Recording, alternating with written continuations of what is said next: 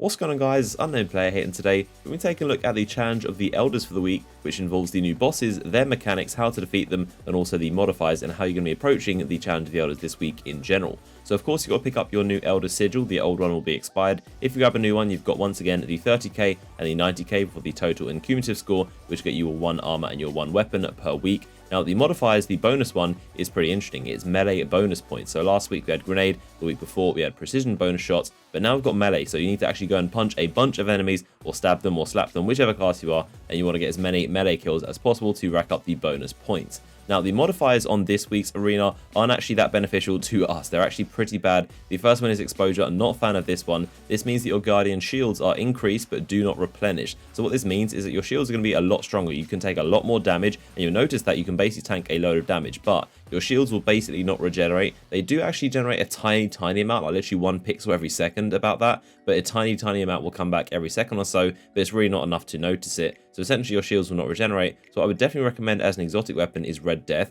That does actually heal you a tiny bit. It will give you a block every time you get a kill and you activate the Red Death perk. So Red Death is something I would definitely recommend. Now the next modifier is actually Trickle. Again, this is not a good one. This means your recharge of your abilities are significantly reduced, and you will notice this. This means your super, your grenade, and your melee, so all of your charges, these are basically going to regenerate super slowly. So you want to basically get used to the idea that you're not going to be using your grenade, your melee, or your actual super for the entire game, because they will generate very slowly, and you're probably going to get them once or twice per game. Now let's take a look at these bosses and what you have to do for them. The first one is called Kexis the Betrayed. So what he's going to do is summon these little orbs around the arena, and if they detonate and if you let them explode, they're going to suppress you and also drain a bunch of your super energy, which you don't want. We've already got Trickle on here, so your stuff is going to be generating super slowly anyway. But if he does this, it's actually going to take away a little bit of your super energy. So this is going to suppress you. Not a big deal if it does happen, but the way to avoid this is to actually step into the orb and just directly sit in there for a second, just like the Orbs of Light in the King's Fall raid at the Oryx boss fight. So what you want to do is just find where it is. You have a good like 5 to 10 seconds, I'd say, before it actually detonates.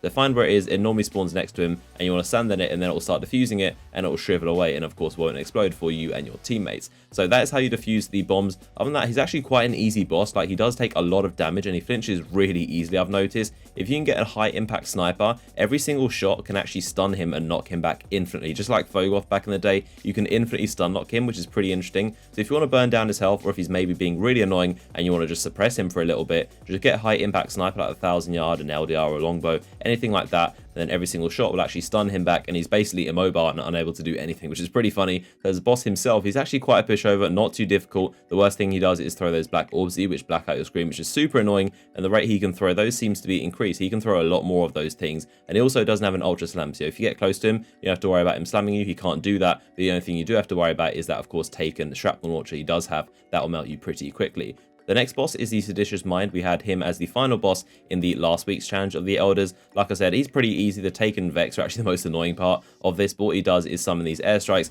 in the red bubbles. Very easy, just avoid them, and you can melt them down pretty quickly. So this guy isn't really a big deal. Now, the final boss is another one we've seen from the old prison, and he's been brought back with brand new mechanics. This is the Wretched Knight. So this is a Hive Night. He's a massive one, and he's pretty scary looking. Now what he's going to do is summon a bunch of those Taken detonation orbs. But if you stand in them, they actually detonate. And occasionally he does that when he gets angry at different health points. He's going to summon those all around the arena, and that's going to do massive damage. You need to make sure you're watching where you're standing and don't get cornered. Some of the areas I was standing in, I was always getting bombed by the thing, so he's not really a big deal. The only thing about him is that he doesn't flinch with snipers. He's like the opposite of Kexis. This guy will never flinch. You can do as much high impact snipers as you want to him, and he does not like to flinch. So he will keep shooting at you with that boomer, and that is the one thing to watch out for, and he does not lock easily. And he also has an ultra slam, of course, as well. But other than that, he's not really too big deal. Just whittle down his health and kill the ads, of course, and try and get as many melee kills as possible. Now, in terms of the mechanics, I'm kind of disappointed in this week's. The last one was so much fun. Probably some of the most fun I've had in PvE, just throwing grenades as a primary. And I would love to see more creative ones where, say, if you're supercharged really quickly, like Mayhem, and you got bonus points for getting super kills, I'd love to see something like that. But this boss fight isn't too difficult. Of course, the challenge of the Elders isn't difficult in general, but it can be a little bit tedious when your health is really low the whole time and you've got no abilities, because Trickle is always on, and if you want to get melee kills, then it takes mostly 2 to 3 melee shots to actually kill any of the enemies. So it is pretty difficult, not too hard, but not too easy either. But again, I would love to see more creative ones where, say, your melee charged really quickly, and they always gave you a charge for that, and you had bonus points for melee damage, and say if there was Brawler as well, extra damage for your melee ability. I think that would be cool, and you could just go around punching stuff. So hopefully they do more of that stuff in the future, more fun modifiers. Let me know what you think about it in the comment section and what builds you're using for the Challenge of the Elders. Hope you guys did enjoy the video anyway. Drop a like rating if you did, and I'll see you guys in the next one.